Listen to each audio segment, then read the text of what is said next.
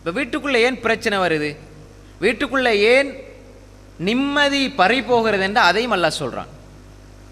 وَمَنْ أَعْرَضَ عَنْ ذِكْرِي فَإِنَّ لَهُ مَعِيشَةً ضَنْكًا وَنَحْشُرُهُ يَوْمَ الْقِيَامَةِ أَعْمَى قَالَ رَبِّ لِمَ حَشَرْتَنِي أَعْمَى وَقَدْ كُنْتُ بَصِيرًا قَالَ كَذَلِكَ أَتَتْكَ آيَاتُنَا فَنَسِيتَهَا وَكَذَلِكَ الْيَوْمَ تُنْسَى وَمَنْ أَعْرَضَ عَنْ ذِكْرِي யார் அல்லாஹுடைய திக்ரை, அல்லாஹுடைய ஞாபகத்தை, குர்ஆனை, மார்க்கத்தை, எந்த வீடுகளில் மார்க்கம் புறக்கணிக்கப்படுமோ, அல்லாஹுடைய திக்ர் புறக்கணிக்கப்படுமோ, குர்ஆனுடைய சூழல் இல்லையோ, فَإِنَّ لَهُ مَعِيشَةً ضَنْكًا அவருக்கு நாம் நெருக்கடியான வாழ்க்கையை கொடுப்போம். வீட்டில் நிம்மதி பறிப்போகிறது என்றால், ஒரு மனிதனுக்கு நிம்மதிங்கிறது உண்மையிலே நான் அல்லாஹுவை தொழுகிறேன், இபாதத் செய்கிறேன் என்பதில் நிம்மதி அடைவதுதான் முஃமினுக்கு அல்லாஹ் கொடுத்த முழுமையான அமைதி. இபாதத்தில் நிம்மதி அடையணும், இபாதத்தில் நிம்மதி அடையணும். அல்லாஹ் சொல்லணுன்னா, யார் திக்ரை புறக்கணிப்பார்களோ, அங்கே திக்ரில் குர்ஆனும் வரும், திக்ரும் வரும், ஓதுகின்ற கலிமாக்களும் வரும், தொழுகையும் வரும், எல்லாம் வரும், ஹதீஸ் வரும், சுன்னா வரும். யாரெல்லாம் திக்ரை, அல்லாஹுடைய ஞாபகத்தை புறக்கணித்து வீட்டில் வாழ்கிறாங்களோ அவர்களுக்கு நாம் நெருக்கடியான வாழ்க்கையை கொடுப்போம். فَإِنَّ لَهُ مَعِيشَةً ضَنْكًا அது மட்டுமல்ல, அதற்கு தண்டனை அல்லாஹ் சொல்றான். وَنَحْشُرُهُ يَوْمَ الْقِيَامَةِ أَعْمَى யார் ஒரு மனிதன் குர்ஆனை பேணவில்லையோ, குர்ஆனுடைய வாழ்க்கை வாழவில்லையோ, குர்ஆனை தன்னுடைய வாழ்க்கையில் எடுத்து செயல்படுத்தவில்லையோ, அவனுக்கு நாம் நெருக்கடியான வாழ்க்கை கொடுப்போம் மறுமையில். وَنَحْشُرُهُ يَوْمَ الْقِيَامَةِ أَعْمَى நாம் அவரை குருடராக எழுப்புவோம். நாளைக்கு இந்த உலகத்தில் கண் பார்வை இருக்குது, அந்த கண்ணை கொண்டு நீங்கள் அல்லாஹுடைய கலாம், அல்லாஹுடைய மார்க்கத்தை பார்க்கவில்லை என்றால் நாளை மறுமையில் நீங்கள் குருடர்களாக எழுப்பப்படுவீர்கள். அப்போ அந்த மனிதன் கேட்பான், قال رب لم حشرتني أعمى யா அல்லாஹ் வகது குந்து பசீரா நான் உலகத்தில் பார்வையுள்ளவனாகத்தானே இருந்தேன், ஏன் என்னை குருடனாக எழுப்பினாய்? அல்லாஹ் சொல்லுவான், قال كذلك அது அவ்வாறுதான், أتتك آياتنا என்னுடைய வசனங்கள் உன்னிடம் வந்தது, فنسيتها நீ மறந்தாய், وكذلك اليوم تنسى இன்றைய நாள் நீ மறக்கடிக்கப்பட்டு விட்டாய் என்று அங்கே சொல்லப்படும். அல்லாஹ் சொல்லுவான் என்றால், அல்லாஹ் மறந்துட்டானண்டா எங்களோட வாப்பா அம்மா உதவி செய்வாங்களா? மறுமையில் எங்களோட பெற்றோர்கள் உதவி செய்வாங்களா? உதவி செய்ய மாட்டார்கள். அதையும் அல்லாஹ் குர்ஆனில் சொல்கிறான். அல்லாஹ் என்ன சொல்கிறான்? பெற்றோர்கள் அங்கே உதவி செய்ய மாட்டாங்க, தம்பி நானா சகோதரர்கள் சகோதரிகள் யாரும் உதவி செய்ய மாட்டாங்க. ஆனால் குர்ஆன் உதவி செய்யும். ரசூல் ஸல்லல்லாஹு அலைஹி வஸல்லம் சொன்னாங்க, இக்ரவுல் குர்ஆன் ஃபஇன்னஹு யாத்தி யௌமல் கியாமத்தி ஷஃபீஅன் லிஅஸ்ஹாபி நீங்கள் குர்ஆனை ஓதுங்கள், அது நாளை மறுமையில் உங்களுக்காக அல்லாஹ்விடம் ஷஃபாஅத் செய்யும். சூரா பக்ரா, ஆல இம்ரான் அல்லாஹ்விடத்தில் உங்களுக்காக மன்றாடும், வாதாடும். யா அல்லாஹ் இவன் என்ன ஓதுனான், யா அல்லாஹ் என்படி வாழ்ந்தான், யா அல்லாஹ் என்று மன்றாடும். எனவே எங்கெல்லாம் அல்லாஹ்வுடைய திக்ர் புறக்கணிக்கப்படுதோ, அல்லாஹ்வுடைய சிந்தனை இல்லாமல் எந்த வீடு இருக்குதோ அங்கு நிம்மதி இல்லை. நாளை அந்த வீட்டில் 5 பேரும் இதை புறக்கணித்தார்கள் என்றால், இங்கு பார்வையுள்ள 5 பேரும், இங்கு பார்வையுள்ளவர்களாக இருந்த 5 பேரும் நாளை மறுமையில் குருடர்களாக நிற்பாங்க. யாரும் யாரையும் பார்க்க முடியாத நிலை. இது அல்லாஹ் குர்ஆனில் சொல்கிறான். எனவே அன்புக்குரிய சகோதரிகளை, தாய்மார்களே, ஒரு வீடு நிம்மதியாக இருக்க வேண்டும் என்றால், உள்ளம் அந்த வீட்டில் இருக்கும் பொழுது அமைதியை பெற வேண்டும் என்றால், அல்லாஹ் சொல்கிற அமைதியை வீட்டில் நாங்கள் அடைய முடியும் என்று சொன்னால் எப்படி அது சாத்தியம் என்றால், அல்லாஹுடைய திக்ர் உள்ள வீடாக அந்த வீடு இருக்க வேண்டும். அல்லாஹுடைய திக்ர் புறக்கணிக்கப்பட்ட அல்லாஹ் தெளிவாக சொல்கிறான். அங்கே நெருக்கடி தான் இருக்கும், நெருக்கடி இருந்து கொண்டிருக்கும். ரசூல் ஸல்லல்லாஹு அலைஹி வஸல்லம் இந்த உலகத்திலே மிக நிம்மதியோடு வாழ்ந்தாங்க. ஆனால் கவலைப்பட்டாங்க, அழுதாங்க, எல்லாம் நடந்தது. ஒரு நிம்மதியான வாழ்க்கைக்கு அழுகையும் உண்டு, நிம்மதியான வாழ்க்கையில் அழுகையும் இருக்கும். அல்லாஹுக்கு முன்னால் வடிக்கப்படும் கண்ணீர் துளிகளில் நிம்மதி இருக்கிறது. ரஜுலுன் தக்கரல்லாஹ ஹாலியன் ஃபஃபாதத் ஐனா சபஅத்துன் யுதில்லுஹுமுல்லாஹு ஃபீ தில்லி யௌம லா தில்ல இல்லா தில்லு நாளை மறுமையில் எந்த நிழலும் இல்லாத நாளில் அல்லாஹ் 7 கூட்டத்தாருக்கு அல்லாஹ் அர்ஷுடைய நிழலை கொடுப்பான். அதில் ஒரு கூட்டத்தார் ரஜுலுன் தக்கரல்லாஹ ஹாலியன் ஃபஃபாதத் ஐனா அல்லாஹுவை தனிமையிலிருந்து கண்ணீர் வடித்த மனிதன்.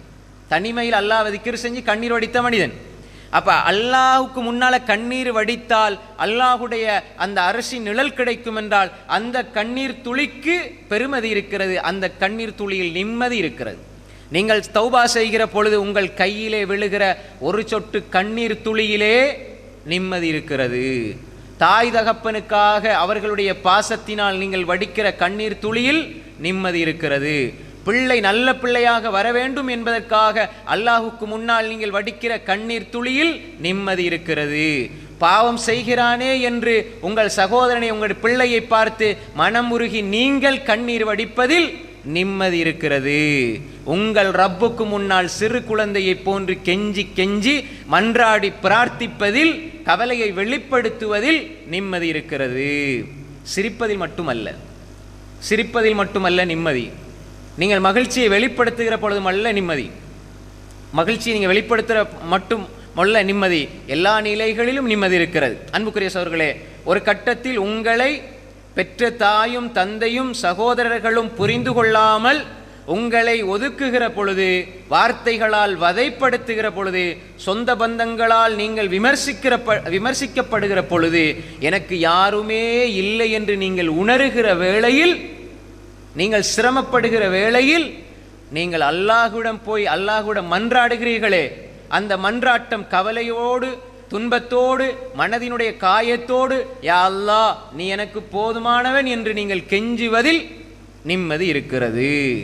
நாம் புரிந்து கொள்ள வேண்டும், வாழ்க்கையில் ஏற்படுகிற கவலைகள் அது அல்லாஹுக்காக இருந்தால், அல்லாஹுடைய மார்க்கத்துக்காக இருந்தால் அதில் நிம்மதி அல்லாஹ் வைத்திருப்பான். அதே நேரம் உலகத்தில் ஹராமான விடயங்கள் அவ்வப்போது சந்தோஷம் கிடைத்தாலும் அதனுடைய முடிவு என்னவென்றால் துக்கத்தில் தான் இருக்கும்.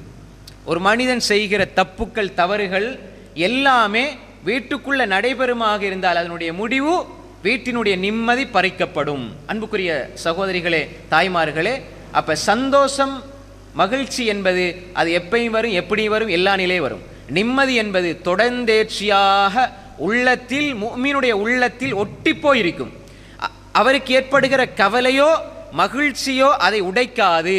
கவலைப்பட்டு கொண்டே நிம்மதியோடு கடந்து செல்வார். ஏனென்றால் அவருடைய உள்ளத்துடைய தொடர்பு எல்லாம் அல்லாஹோடு இருக்கிறது.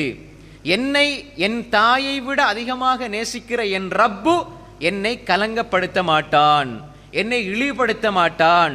உலகத்தில் சின்ன சின்ன சோதனையை தாரான் என்றால் கவலை வரும் தான் மனிதன் அடிப்படையில். ஆனால் என்னோடு அவன் இரகசியமாக பேசுகிற மொழிதான் இந்த சோதனை. அல்லாஹ் உங்களை நேசிக்கிறான் என்பதனுடைய ஒரு அடையாளம் என்பது, அல்லாஹ் உங்களோட பேச நினைக்கிறான் என்றால் அப்படி ஒரு பாஷை அல்லாஹ்விடம் இருக்கிறது. சோதனை என்ற மொழியால் பேசுவான். அப்போ நாங்கள் நினைக்கிறோம் அல்லாஹ் என்னோட பேச ஆசைப்படுகிறான், நான் சபர் பொறுமையினூடாக அல்லாஹ்வோடு பேச வேண்டும், திக்ரினூடாக அல்லாஹ்வோடு பேச வேண்டும், இன்னும் ஹலாலை எடுத்து ஹராமை விடுவதினூடாக அல்லாஹ்வோடு நெருங்க வேண்டும், பேச வேண்டும். அப்போ அல்லாஹ் என்ன சொல்றான், நீ என்னோடு என்னை நெருங்கி வந்தால் நான் உன் பக்கம் மிக வேகமாக நெருங்கி வருகிறேன். ஹதீஸுல் குத்ஸில் அல்லாஹ் சொல்றான். எனவே அன்புக்குரிய சகோதரிகளை, தாய்மார்களே, நாம் சரியாக இதை புரிந்து கொள்ள வேண்டும். நாங்கள் சில பொழுது வீட்டில் வறுமை உடைய ஒரு கட்டம் வரும். எல்லா நிலையிலும் எல்லா மனிதர்களும் ஒரே மாதிரி இருக்க மாட்டாங்க. நாங்கள் நிம்மதியை சில நேரம் தவறாக புரிஞ்சிருப்போம். என்னண்டா, வீட்டில் திண்டு குடிச்சிட்டு சந்தோஷமாக இருந்தால் நிம்மதி நினச்சிட்டு இருப்போம். இது மட்டுமல்ல நிம்மதி.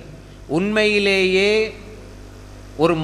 ஒரு வீட்டில் காலையில் சாப்பிட்றாங்க, பகலில் நல்ல சாப்பாடு இல்லை, இரவிலையும் சாப்பிட்றாங்க, இந்த நிலை எங்களுக்கு கஷ்டம், எங்களுக்கு பிரச்சனைன்னு சொல்கிற ஒரு மனிதனை தாண்டி வீட்டில் 3 வேளை சாப்பிட்றாங்க. இப்படியும் ஒரு குடும்பம் இருப்பாங்க. இங்கே 3 வேளை சாப்பிடுவாங்க, ஆனால் ஒழுங்கான சாப்பாடு இருக்காது. இப்போ இவங்களோட பார்வையில் நாங்கள் கஷ்டத்தில் இருக்கிறோம், அவங்களோட பார்வையில் மகிழ்ச்சியில் இருக்கிறோம். இவங்க அவங்கள மகிழ்ச்சின்னு பார்ப்பாங்க, இவங்க அவங்கள கஷ்டம்னு பார்ப்பாங்க.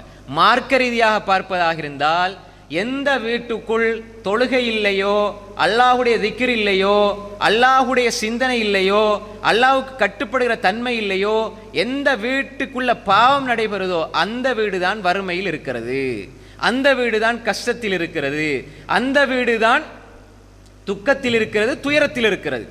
ரசூல் ஸல்லல்லாஹு அலைஹி வஸல்லம் உடைய வீடு ஒரு பிறை பார்த்தோம், 2வது பிறை பார்த்தோம், சாப்பாடு எதுவுமே இல்லை, வெறும் தண்ணி ஈச்சம்பழம், அதுவும் சில பொழுது இல்லை. அப்போ ரசூல் ஸல்லல்லாஹு அலைஹி வஸல்லம் அல்லாஹ்விடத்தில் துஆ கேட்டா அல்லாஹ்விடத்தில் துஆ கேட்டா அல்லாஹ் கொடுக்க மாட்டானா? ரசூல் ஸல்லல்லாஹு அலைஹி வஸல்லம் ஓடி போய், யா அல்லாஹ் எனக்கு இதை சரி செஞ்சுதாயா அல்லாஹ், எனக்கு ஒரு மாடி வீடத்தாயா அல்லாஹ், ஒரு பெரிய மாளிகை தாயா அல்லாஹ் அப்படின்னு கேட்டால் அல்லாஹ் கொடுக்க மாட்டானா? கொடுக்க மாட்டானா? ரசூல் ஸல்லல்லாஹு அலைஹி வஸல்லம் சுஜூதுக்கு போகிறாங்க, ஆயிஷா ரலியல்லாஹு அன்ஹா அவங்களோட வீட்டோட சைஸை பாருங்க. அப்போ எதை ரசூல் ஸல்லல்லாஹு அலைஹி வஸல்லம் சொன்னாங்க மகிழ்ச்சியான நிம்மதியான வீடுண்டு? சுஜூதுக்கு போனால் ஆயிஷா ரலியல்லாஹு அன்ஹா கால் இருக்கும், காலை தட்டினா காலை மடக்குவாங்க, சுஜூத் செய்வாங்க. வீடு எவ்வளோ பெருசாக இருக்கும். இப்போ ரசூலுல்லாஹி ஸல்லல்லாஹு அலைஹி வஸல்லம் தொழுகிற பொழுது ரசூல்லா தொழும்புல ஆயிஷா நாய் முன்னுக்கு படுத்து கிடக்குறாங்க, உறங்குறாங்கண்டா ஆயிஷா நாய்க்கு தெரியாது ரசூல்லா தொழுவாங்கண்டு, பின்னால் படுக்கலாம் தானே, இடம் இல்லை. அப்போ ரசூல்லா காலை இப்படி தட்டினா அவங்க காலை எடுப்பாங்க, தொழுவாங்க. அப்போ எவ்வளோ பெரிய வீடு. அந்த வீட்டுக்குள்ளே நிம்மதி இருந்தது, அந்த வீட்டுக்குள்ளே நிம்மதி இருந்தது. அதனால தானே அந்த நிம்மதியைத்தானே சொர்க்கத்திலும் ஆயிஷா எனக்கு மனைவி, ஹப்சா எனக்கு மனைவி. அன்புக்குரிய சகோதரிகளை, தாய்மார்களே, வீடு பெருசாக இருக்குது, வீட்டில் இருக்கிற பொருள்கள் அதிகமாக இருக்குது, அல்ல நிம்மதி. வீடு சிறிதாக இருந்தாலும், வீட்டினுடைய உறுப்பினர்கள் கொஞ்சமாக இருந்தாலும் கூடுதலாக இருந்தாலும், வீட்டுக்குள்ள நடைபெற காரியங்கள் தான் நிம்மதியை தீர்மானிக்கிறது. அப்போ எனவே ரசூல் ஸல்லல்லாஹு அலைஹி வஸல்லம் சாப்பிட்றதுக்கு பெருசாக ஒன்றுமில்லை, ஆனால் மன நிம்மதியோடு வாழ்ந்தார்கள். ரசூலா கவலைப்பட்டாங்களா? கவலைப்பட்டாங்க. இந்த உம்மத்தை பற்றி கவலைப்படுறது நிம்மதியை கொடுக்கும். இந்த உம்மத்தை பற்றி கவலைப்படுறது ரசூலாக்கு நிம்மதியை கொடுத்தது. ஆனால் நிம்மதியாக வாழ்கிற ஒரு மனிதனுக்கு கவலை வரும், ஆனால் அந்த கவலையிலும் நிம்மதி இருக்கும். அதை நல்லா புரிந்து கொள்ளுங்க.